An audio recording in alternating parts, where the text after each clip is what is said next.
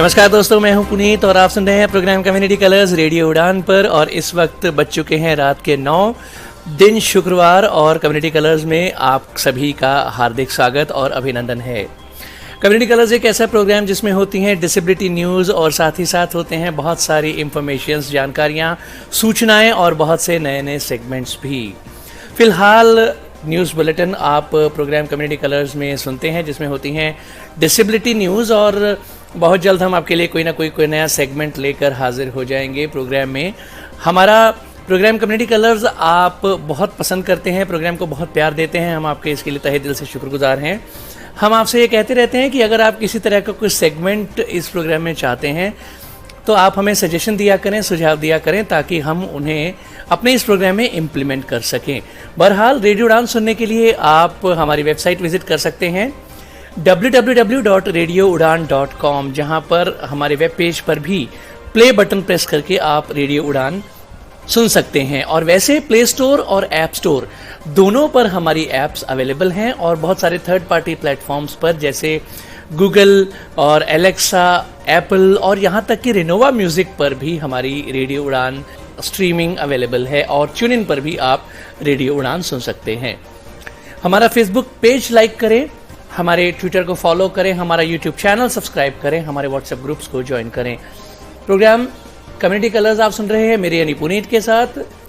बिना देर किए सबसे पहले आइए सुन लेते हैं न्यूज हेडलाइन। NIOS के छात्र तमिलनाडु सरकार की नौकरियों के लिए नहीं होंगे पात्र। कार्यकर्ताओं ने अमेरिकी राजदूत से दुर्गम PME बसों की खरीद को रोकने के लिए हस्तक्षेप करने को कहा। विकलांग छात्रों के लिए HCS परीक्षा में 10% की छूट। दिल्ली हाईकोर्ट ने रैपिडो से मांगा जवाब, दिव्यांगों को नहीं मिल रही हैं सुविधाएं। NPRD ने की विकलांगों के अनुकूल चुनाव घोषणा पत्र की मांग। विकलांगता अधिनियम में प्रशंसनीय नीति एक दूर का सपना नहीं रहनी चाहिए, केरल उच्च न्यायालय। केंद्रीय विद्यालय के एडमिशन के केस में विकलांग बच्चे के लिए हाईकोर्ट ने दी राहत। दुर्लभ बीमारियों के केस में अस्पतालों में धन की कमी। अब मैनकाइंड फार्मा स्थापित करेगा कुष्ठ रोग से निपटने के लिए देखभाल केंद्र।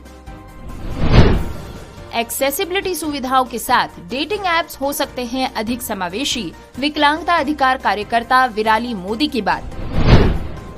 राधिका मर्चेंट और अनंत अंबानी की वेडिंग गिफ्ट्स में होंगी दृष्टिबाधित कारीगरों द्वारा बनाई गई कैंडल्स।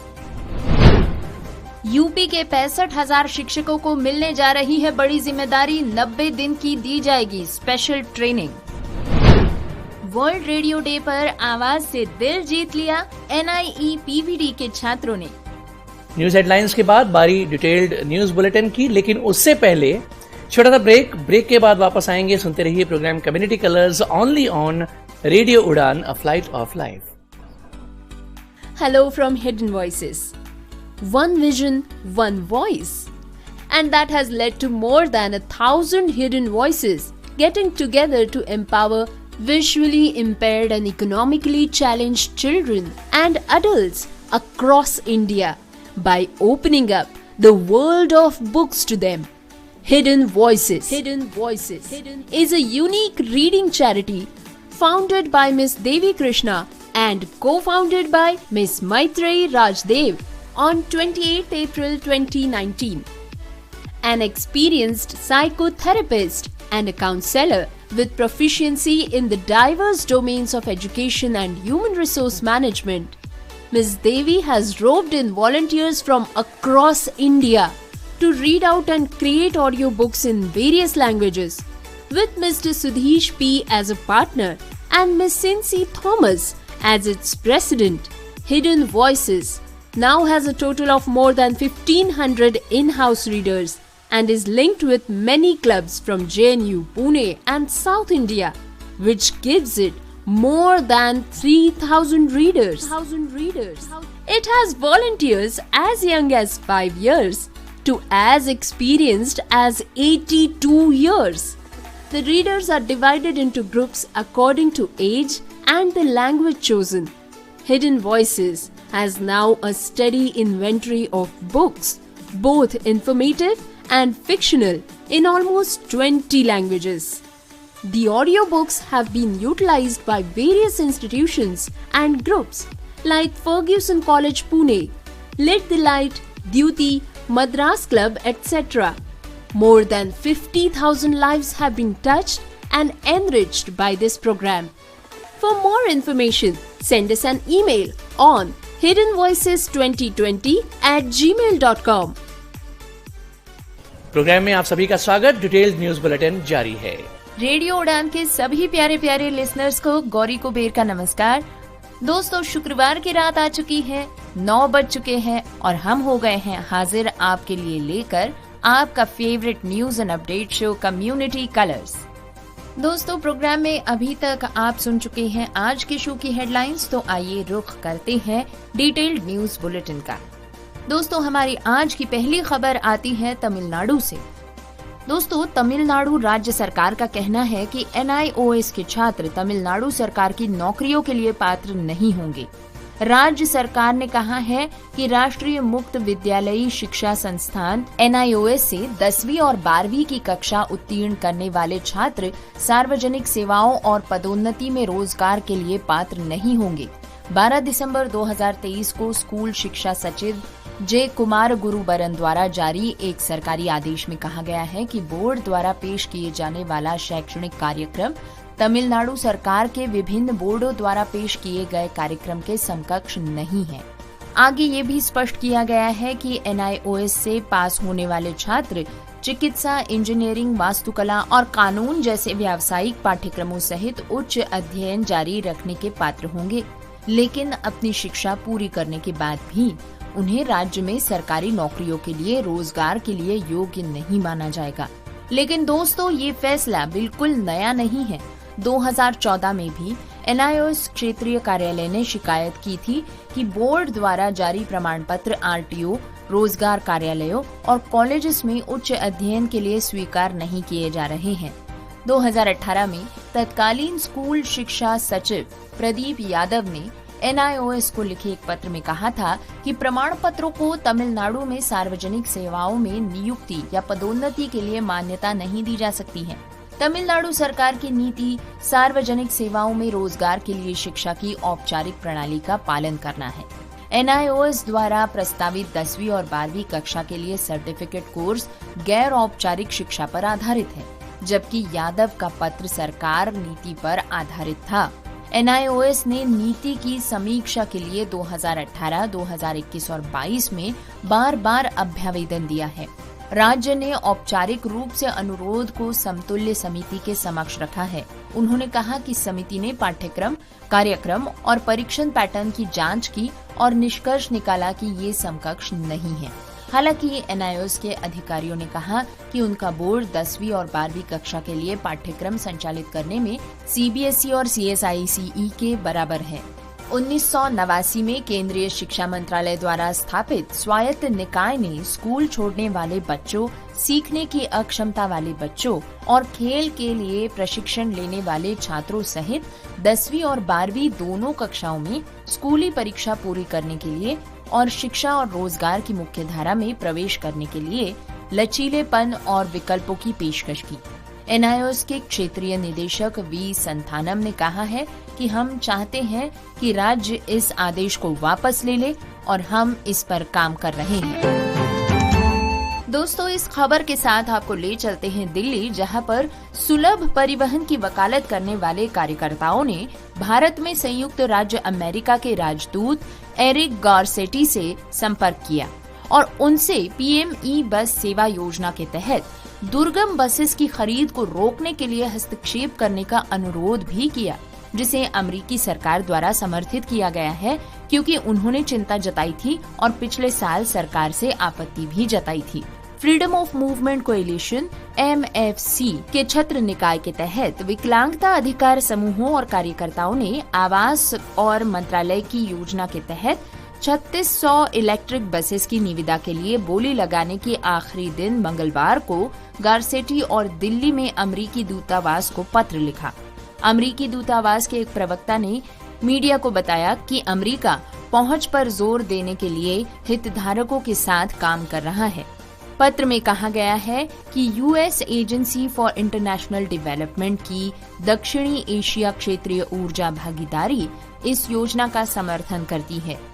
दोस्तों, आपको बता दें कि मोदी जी की अध्यक्षता में केंद्रीय मंत्रिमंडल ने 16 अगस्त 2023 को एक योजना को मंजूरी दी थी, जिसमें लो फ्लोर सिटी बसेस सेवाओं के लिए बेहतर अनुकूलन शामिल था। कुल मिलाकर 10 वर्षों में 10,000 इलेक्ट्रिक बसों की खरीद और संचालन पर 57,613 करोड़ रुपए खर्च होंगे, जिसमें से 20,000 करोड़ रुपए केंद्र सरकार द्वारा दिए जा रहे हैं। नवंबर में 3600 बसेस के लिए MOHUA की ओर से convergence agency services limited CESL द्वारा जारी की गई निविदा इस योजना के तहत शुरू होने वाली पहली खरीद प्रक्रिया बन गई है। निविदा दस्तावेज के अनुसार बसें चंडीगढ़, हरियाणा, पंजाब, जम्मू और कश्मीर, महाराष्ट्र, गुजरात, बिहार, मेघालय, ओडिशा और पुदुचेरी में तैनात की जाएंगी। चंडीगढ़ में 100 लो फ्लोर बसेस तैनात की जानी है। दोस्तों, आइए अब खबर सुनते हैं हरियाणा राज्य से। विकलांग युवाओं सहित युवाओं को रोजगार देने के लिए यूथ फॉर जॉब कंपनी और हरियाणा राज्य सरकार के बीच एक समझौता ज्ञापन पर हस्ताक्षर किए जा चुके हैं। हरियाणा के सामाजिक न्याय एवं अधिकारिता राज्य मंत्री ओम प्रकाश यादव की उपस्थिति में इस MOU पर हस्ताक्षर किए गए। साथ ही राज्य सरकार ने राज्य की प्रशासनिक सेवाओं में पदों को भरने के लिए विकलांग उम्मीदवारों के लिए शनिवार को हरियाणा सिविल सेवा यानी कार्यकारी शाखा नियम 2008 में संशोधन की घोषणा की। अब नए नियम अनुसार हरियाणा लोक सेवा आयोग यानी HPSC विकलांग व्यक्तियों को HCS परीक्षा में यानी कार्यकारी शाखा की परीक्षा में उपस्थित होने की अनुमति दे सकता है, बशर्ते वे अंग्रेजी और हिंदी भाषा परीक्षणों में न्यूनतम योग्यता अंक 35 प्राप्त करें। इससे पहले अंग्रेजी और हिंदी के लिए आवश्यक न्यूनतम अंक 45 थे, जो अनिवार्य पेपर है। मुख्यमंत्री मनोहर लाल खट्टर ने कहा है कि राज्य में लगभग 35,000 दिव्यांगों को रोजगार मिलेगा, 15,000 को सार्वजनिक क्षेत्र में जबकि बाकियों को निजी क्षेत्र में। मुख्य सचिव संजीव कौशल द्वारा अधिसूचित संशोधन में कहा गया है कि यदि HCS भर्ती में विकलांग कोटे के पद खाली हैं, तो हरियाणा कर्मचारी सेवा आयोग हिंदी और अंग्रेजी परीक्षा में 35% अंक लाने वालों को मेरिट की सूची में शामिल कर सकता है। इस फैसले से हरियाणा सरकार के लिए विकलांग कोटे के रिक्त पदों को भरने की प्रक्रिया आसान हो जाएगी। दोस्तों, आपको ये भी बता दें कि HCS भर्ती प्रक्रिया में अब 14 रिक्तियों के बैकलॉग को संबोधित किया जाएगा। तदनुसार विज्ञापन को संशोधित किया गया है और विकलांग व्यक्तियों के लिए एक कोटा आवंटित किया गया है। दोस्तों, आइए अब खबर सुनते हैं रैपिडो की। दिल्ली हाई कोर्ट ने हाल ही में दिव्यांग व्यक्तियों को रैपिडो की सेवाओं में आने वाली बाधाओं को लेकर कंपनी से जवाब मांगा है। अदालत को बताया गया कि यात्रा सुविधा देने वाली कंपनी ने समस्याओं को अभी तक हल नहीं किया है। दरअसल अदालत उस याचिका पर सुनवाई कर रही थी जिसमें ऐप आधारित कैब एग्रीगेटर्स को दिव्यांग लोगों के लिए अनुकूल और सुलभ बनाने के निर्देश देने की मांग की गई थी। इसने पहले नवंबर 2023 में पारित एक आदेश द्वारा केंद्र सरकार को इस मामले में नोटिस जारी किया था। दिव्यांग अधिकार कार्यकर्ता अमर जैन और दृष्टिबाधित बैंकर दीप्तो घोष चौधरी द्वारा दायर याचिका में कहा गया है कि हम रैपिडो मोबाइल पर राइड एप्लीकेशन पर भरोसा करते हैं, लेकिन ऐप दिव्यांगों की पहुंच संबंधी जरूरतों को पूरा करने में विफल रहता है। लेकिन दोस्तों, कठिनाई केवल रैपिडो ऐप तक सीमित नहीं है, बल्कि अन्य कैब एग्रीगेटर्स के पास भी विकलांग व्यक्तियों को समायोजित करने के लिए कोई व्यवस्था नहीं है। याचिका में बताया गया कि दिव्यांगता के बारे में पता चलने पर रैपिडो ऐप ड्राइवर ने सवारी देने से मना कर दिया था। दोस्तों, आपको बता दें कि मामले की अगली सुनवाई 2 अप्रैल को होगी। दोस्तों, अब खबर सुनते हैं वर्तमान में 12 राज्यों में कार्यरत NPRD से। NPRD एक राज्य स्तरीय क्रॉस विकलांगता संगठन है जो देश में विकलांगों के अधिकारों के लिए काम कर रहा है। चेन्नई में विकलांगों के अधिकारों के लिए राष्ट्रीय मंच NPRD ने सभी मान्यता प्राप्त राजनीतिक दलों से अपनी चुनावी घोषणा पत्र में विकलांगता के दृष्टिकोण को शामिल करने का आग्रह किया है। एनपीआरडी के महासचिव श्री मुरलीधरन ने कहा है कि विकलांग हमारे समाज के सबसे अधिक भेदभाव वाले और हाशिए पर रहने वाले वर्गों में से एक हैं, जिनमें से अधिकांश आर्थिक रूप से कमजोर परिवारों से आते हैं। इसलिए हमने जमीनी स्तर की चिंताओं को विस्तृत किया है, जो इस घोषणा पत्र का हिस्सा बनना चाहिए। इसके अलावा निर्मित बुनियादी ढांचे और आईटी सेवाओं को सुलभ बनाने के लिए आवंटन को बढ़ाने का आह्वान भी किया गया है। एनपीआरडी द्वारा रेलवे और परिवहन के अन्य साधनों के लिए निर्धारित सुलभ भारत लक्ष्यों को पूरा करने के लिए भी अधिक आवंटन का प्रस्ताव रखा गया है। साथ ही शिक्षा को सुलभ बनाने के लिए अधिक आवंटन, जिसमें संवर्धन और वैकल्पिक तरीकों को बढ़ावा देना शामिल है। एनपीआरडी ने कहा है कि इसके साथ हम सरकार से पहुंच अनुपालन के लिए आरपीडी अधिनियम द्वारा अनिवार्य समय सीमा को पूरा करने को भी शामिल करने का आग्रह करते हैं। साथ ही दोस्तों, घोषणा पत्र में शामिल करने के लिए रखे गए कुछ अन्य अनुरोध हैं। निजी क्षेत्र में गैर सहायता प्राप्त उच्च शिक्षा संस्थानों में आरक्षण का विस्तार, दिव्यांगों के लिए सहायक उपकरणों पर जीएसटी हटाना और मौजूदा घरों को सुलभ बनाने के लिए उनमें संशोधन के लिए जरूरतमंदों को सब्सिडी प्रदान करना। इसके अलावा एनपीआरडी ने विकलांगता से संबंधित लागतों, अतिरिक्त आवंटन को ध्यान में रखते हुए सभी विकलांगों के लिए मुफ्त और सार्वभौमिक स्वास्थ्य कवरेज का भी अनुरोध किया है। डिटेल्ड न्यूज बुलेटिन जारी है, लेकिन इससे पहले वक्त एक बार फिर एक छोटे से ब्रेक का है। ब्रेक के बाद फिर मिलेंगे। सुनते रहिए program community colours on radio Udaan, a flight of life. Hidden voices की तरफ से आप सभी का स्वागत। हिडन वॉइसेस, एक दृष्टि एक आवाज, और इसने पूरे भारत में दृष्टिबाधित और आर्थिक रूप से विकलांग बच्चों और वयस्कों को किताबों की दुनिया खोलकर सशक्त बनाने के लिए 1000 से भी अधिक छिपी हुई आवाजों को मिलाया है। 28 अप्रैल 2019 को देवी कृष्णा द्वारा स्थापित और सुश्री मैत्री राजदेव द्वारा सह संस्थापित हिडन वॉइसेस एक अद्वितीय रीडिंग चैरिटी है। देवी एक अनुभवी मनोचिकित्सक और काउंसलर है और ह्यूमन रिसोर्स मैनेजमेंट की एक दक्ष प्रबंधक है। देवी ने पूरे भारत के विभिन्न भाषाओं के स्वयंसेवकों को दृष्टिबाधितों के लिए ऑडियो किताब पढ़ने और बनाने के लिए तैयार किया है।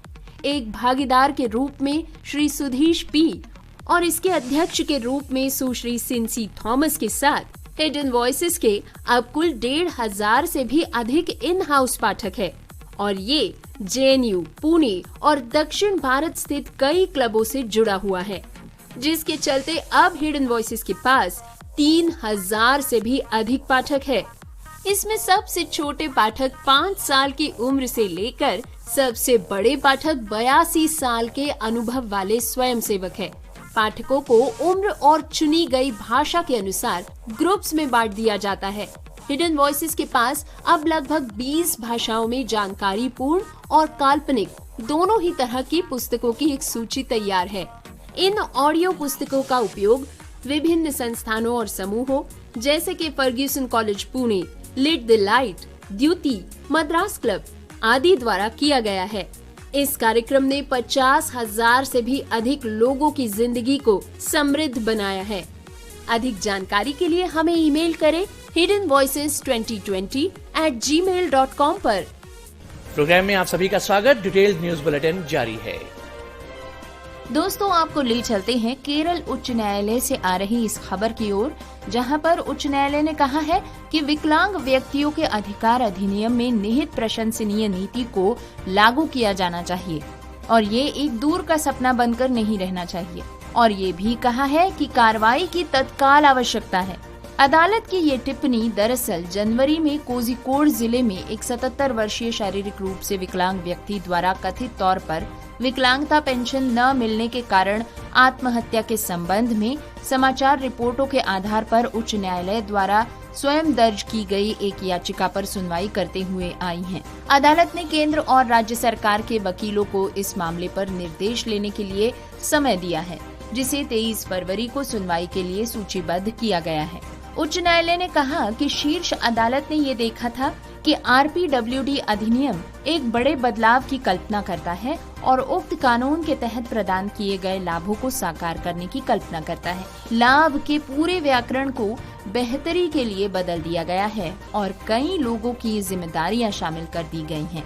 ऐसी स्थिति में अधिनियम के महत्वपूर्ण प्रावधानों की संरचना को स्कैन करना और ये देखना अनिवार्य हो जाता है कि उन्हें लागू किया जाए। दोस्तों, खबर आती है कोलकाता से। कोलकाता हाईकोर्ट ने केंद्रीय विद्यालय बालीगंज को मस्कुलर डिस्ट्रॉफी से पीड़ित कक्षा 1 के छात्र के लिए प्रवेश को नियमित करने का निर्देश दिया है, क्योंकि उसकी स्थिति दुर्लभ से दुर्लभतम यानी रेयरेस्ट ऑफ रेयर कैटेगरी में आती है। छात्र को प्रतीक्षा सूची में रखा जा रहा था क्योंकि स्कूल में विकलांग व्यक्तियों का कोटा पूरा हो चुका था। लड़के का बड़ा भाई भी इस दुर्लभ स्थिति से पीड़ित है और उसी स्कूल का छात्र है। उनके पिता ने उनकी देखभाल के लिए अपनी नौकरी छोड़ दी थी। मुख्य न्यायाधीश TS शिवगणनम और न्यायमूर्ति हिरण्यम भट्टाचार्य की खंडपीठ ने कहा कि ये एक दुर्लभतम मामला है जहां अदालत माता पिता की दयनीय स्थिति पर ध्यान दे सकती है। इस जैसा कोई अन्य दुर्लभ मामला नहीं हो सकता जहां छात्र के पक्ष में छूट दी गई हो।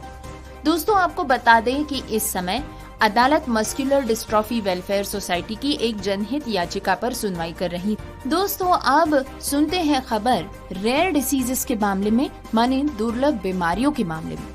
हाल ही में मरीजों की वकालत करने वाले समूहों के सदस्यों ने धन के कम उपयोग पर चिंता व्यक्त की और जीवन और हानि को रोकने के लिए मंत्रालय के हस्तक्षेप का आह्वान किया। दुर्लभ बीमारियों के लिए अस्पतालों के पास अपर्याप्त धनराशि है। एम्स ने 34.6% फंड का इस्तेमाल किया है, जबकि मौलाना आजाद मेडिकल कॉलेज ने 17.6% फंड का इस्तेमाल किया है। पिछले 3 वर्षों में केंद्रीय स्वास्थ्य और परिवार कल्याण मंत्रालय द्वारा दुर्लभ बीमारियों के इलाज के लिए ऑल MS दिल्ली सहित उत्कृष्टता केंद्रों COE को आवंटित धनराशि के आधे से भी कम का उपयोग किया गया है। मंत्रालय ने वित्त वर्ष 2021-22, 22-23 और 23-24 में संस्थानों को कुल लगभग 100 करोड़ रुपए की धनराशि वितरित की है। इसमें से केवल 53 करोड़ रुपए या 48.7% का उपयोग किया गया है। अब तक देश भर में 2420 रोगियों को COE में नामांकित किया जा चुका है। एम्स ने 34.6% फंड का इस्तेमाल कर लिया है, जबकि मौलाना आजाद मेडिकल कॉलेज ने 17.6% यूज किया है। जिन अन्य संस्थानों ने फंड का कम उपयोग किया है उनमें है centre for DNA fingerprinting and diagnostics with Nizam institute of medical sciences Hyderabad, इन्होंने 4.5% यूज किया है, और Shri Avittam Thirunal hospital government medical college Thiruvananthapuram ने भी 17% फंड का इस्तेमाल किया है। दोस्तों, आपको बता दें कि 9 फरवरी को बजट सत्र के दौरान लोकसभा में सांसद शशि थरूर द्वारा उठाए गए सवाल के जवाब में स्वास्थ्य और परिवार कल्याण मंत्रालय द्वारा ये डेटा साझा किया गया था। मई 2022 में घोषित दुर्लभ रोगों के लिए राष्ट्रीय नीति 2021 में संशोधन के अनुसार सभी पात्र दुर्लभ रोग रोगी दुर्लभ बीमारियों के इलाज के लिए केंद्र सरकार से 50 लाख रुपए तक की वित्तीय सहायता प्राप्त करने के लिए पात्र होते हैं, जैसा कि अधिसूचना तक अधिसूचित किया गया है। इन बीमारियों में गोचर, पॉम्पे, फ्रेम्बी, MPS 1 और 2 जैसे समूह 3A विकार शामिल है, जिनके लिए जीवन भर निरंतर प्रबंधन की आवश्यकता होती है। Lysosomal storage disorder support society के संस्थापक और अध्यक्ष मंजीत सिंह के अनुसार ये आंखें खोलने वाला डेटा है जो आज तक सार्वजनिक डोमेन में उपलब्ध नहीं था, और ये डेटा अधिकांश अस्पतालों द्वारा धन के कम उपयोग को दर्शा रहा है। अप्रयुक्त 51% धन का उपयोग अब भी देश भर में इतने सारे पात्र दुर्लभ रोगियों के जीवन को बचाने के लिए किया जा सकता है। इससे भी अधिक हृदय विदारक बात तो ये है कि कई बच्चे जिनका इलाज इस पैसे से किया जा सकता था, इलाज शुरू होने के इंतजार में ही मर चुके हैं। इसके बाद उन्होंने कहा कि मंत्रालय से धन के उपयोग को सुव्यवस्थित किया जाना चाहिए और ये सुनिश्चित करना चाहिए कि एक तंत्र बनाया जाए। साथ ही उन्होंने आग्रह किया कि जितना संभव हो उतने लोगों की जान बचाई जाए। मरीजों की वकालत करने वाले समूहों के सदस्यों ने डेटा को अत्यधिक चिंताजनक बताते हुए कहा कि ये पात्र रोगियों के समय पर उपचार के लिए नामित केंद्रों की ओर से लापरवाही का संकेत है। उन्होंने आगे मंत्रालय से हस्तक्षेप की भी मांग की है। तो खबर आती है नई दिल्ली स्थित मैनकाइंड फार्मा से। इन्होंने कुष्ठ रोग के उन्मूलन, जागरूकता बढ़ाना और इलाज के उद्देश्य से एक व्यापक पहल शुरू करने के लिए लेप्रा सोसाइटी के साथ एक रणनीतिक साझेदारी की घोषणा की है। अपनी कॉरपोरेट सामाजिक जिम्मेदारी शाखा के तहत कंपनी कुष्ठ रोग से प्रभावित क्षेत्रों में सार्थक प्रभाव डालने के लिए प्रतिबद्ध है और इस प्रतिबद्धता के हिस्से के रूप में उन्होंने विभिन्न स्थानों पर 5 विशेष व्यापक विकलांगता देखभाल केंद्र स्थापित किए हैं। दोस्तों, CDCC रणनीतिक रूप से उच्च प्रभाव वाले क्षेत्रों में तैनात है, जिनमें आंध्र प्रदेश में NTR जिला, दिल्ली में गुरु गोविंद अस्पताल, महाराष्ट्र के चंद्रपुर में सरकारी अस्पताल, ओडिशा में सामुदायिक देखभाल केंद्र, कोरापट्टू और तेलंगाना में निर्मल जिला शामिल है। ये केंद्र कुष्ठ रोग और एलिफेंटियासिस से संबंधित विभिन्न मुद्दों का समाधान करते हुए पूरे वर्ष चालू रहेंगे।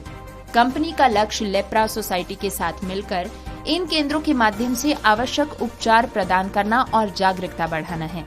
मैनकाइंड फार्मा कुष्ठ रोग और इसके सामाजिक आर्थिक प्रभावों से निपटने के लिए कई महत्वपूर्ण गतिविधियां शुरू करेगा। समुदायों को शिक्षित और सूचित करने के लिए डिजाइन किए गए व्यापक जागरूकता कार्यक्रमों के साथ साथ 80,000 से भी अधिक व्यक्तियों की व्यापक स्क्रीनिंग भी इसमें की जाएगी।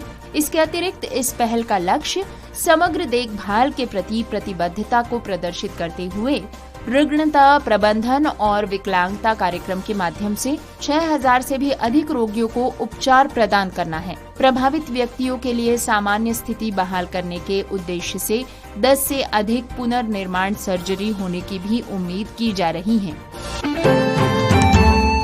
दोस्तों, अब सुनते हैं विकलांगता अधिकार कार्यकर्ता विराली मोदी का क्या कहना है। वो चाहती है कि जब रोमांटिक रिश्तों की बात हो तो लोग विकलांग लोगों को अधिक स्वीकार करें।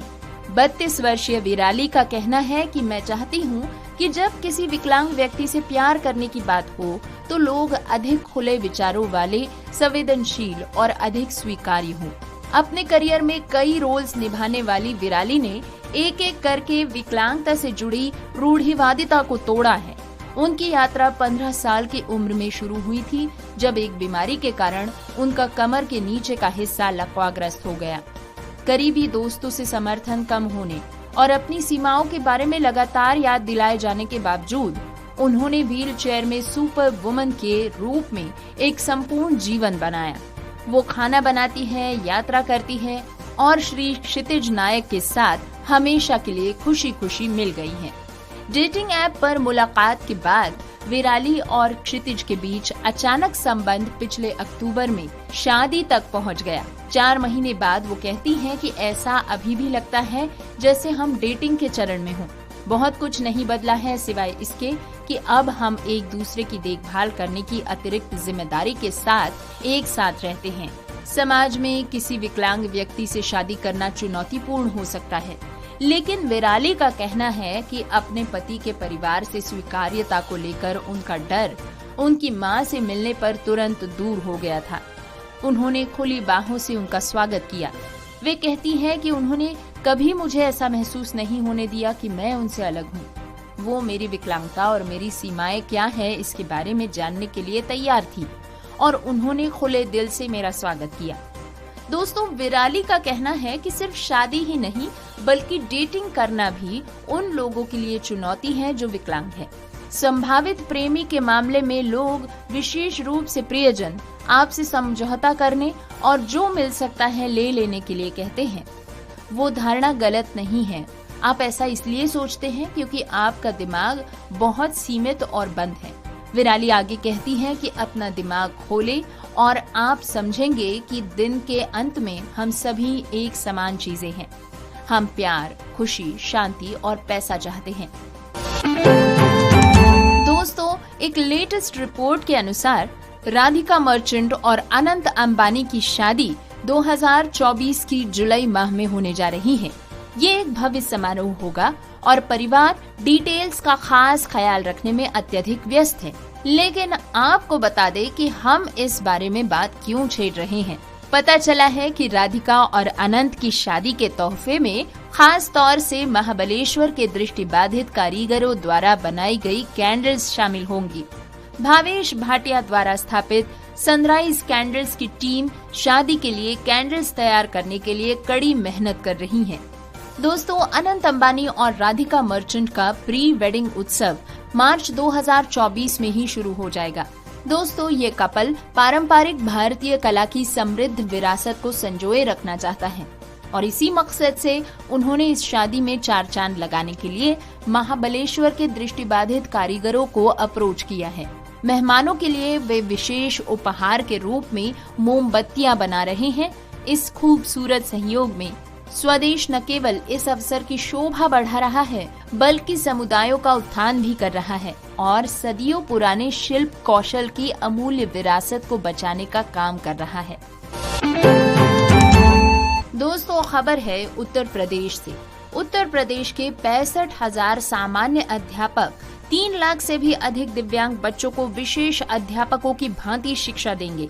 इन सामान्य शिक्षकों को 90 दिन का क्रॉस डिसेबिलिटी प्रशिक्षण दिया जाएगा, जो प्रदेश के सभी 75 जिलों में ब्लॉक स्तर पर प्रदान किए जाएंगे।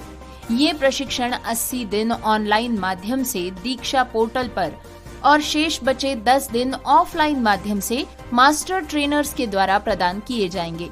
इस क्रॉस डिसेबिलिटी मॉड्यूल को सर्व शिक्षा अभियान, डॉक्टर शकुंतला मिश्रा राष्ट्रीय पुनर्वास विश्वविद्यालय, यूनिसेफ, साइट सर्वेज एवं चेंज इंक फाउंडेशन के सहयोग से विकसित किया गया है।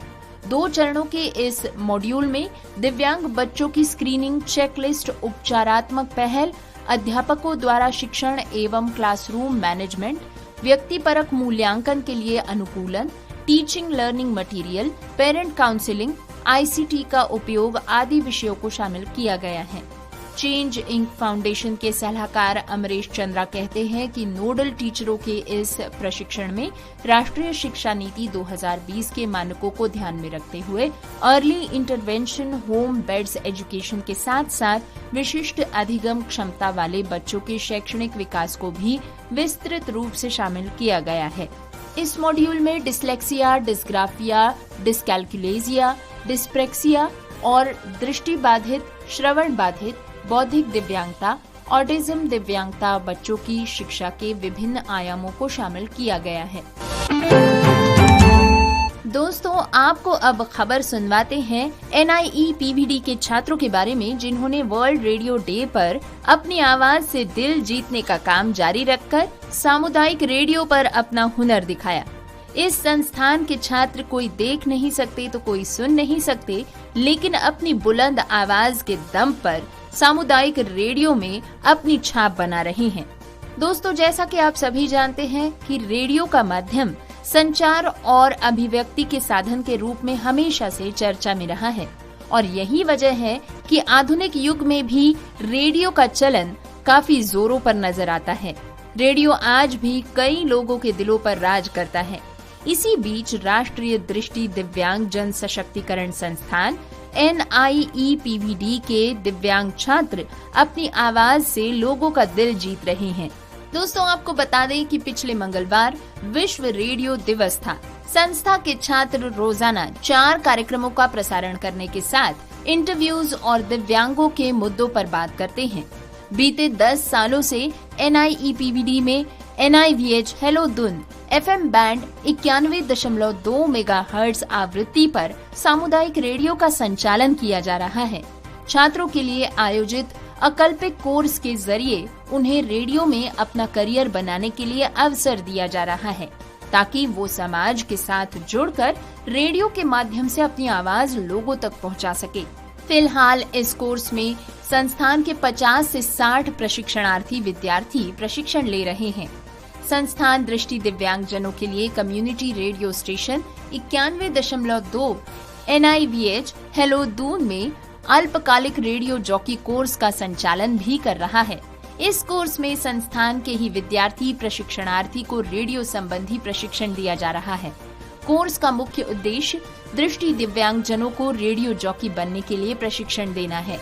इसमें रेडियो प्रोग्रामिंग, संचार कौशल, स्क्रिप्ट लेखन, आवाज संबंधी पाठ्यक्रम भी शामिल है। तो डिटेल्ड न्यूज बुलेटिन के बाद हम आपको सिर्फ इतना कहना चाहेंगे कि आपको हमारा प्रोग्राम कैसा लगा हमें बताइएगा जरूर। अपना फीडबैक, जितने तरीके ऊपर पहले हम रेडियो उड़ान सुनने के आपको बता चुके हैं, उनमें से किसी भी तरीके से आप अपना फीडबैक हम तक पहुंचा सकते हैं। अपने फीडबैक हमें जरूर दीजिए ताकि हम इस प्रोग्राम को बेहतर बना सके। बहरहाल अब प्रोग्राम के अंजाम की बारी। प्रोग्राम के आखिर में न्यूज हेडलाइंस एक बार फिर। NIOS के छात्र तमिलनाडु सरकार की नौकरियों के लिए नहीं होंगे पात्र। कार्यकर्ताओं ने अमरीकी राजदूत से दुर्गम PME बसों की खरीद को रोकने के लिए हस्तक्षेप करने को कहा। विकलांग छात्रों के लिए HCS परीक्षा में 10% की छूट। दिल्ली हाईकोर्ट ने रैपिडो से मांगा जवाब, दिव्यांगों को नहीं मिल रही हैं सुविधाएं। NPRD ने की विकलांगों के अनुकूल चुनाव घोषणा पत्र की मांग।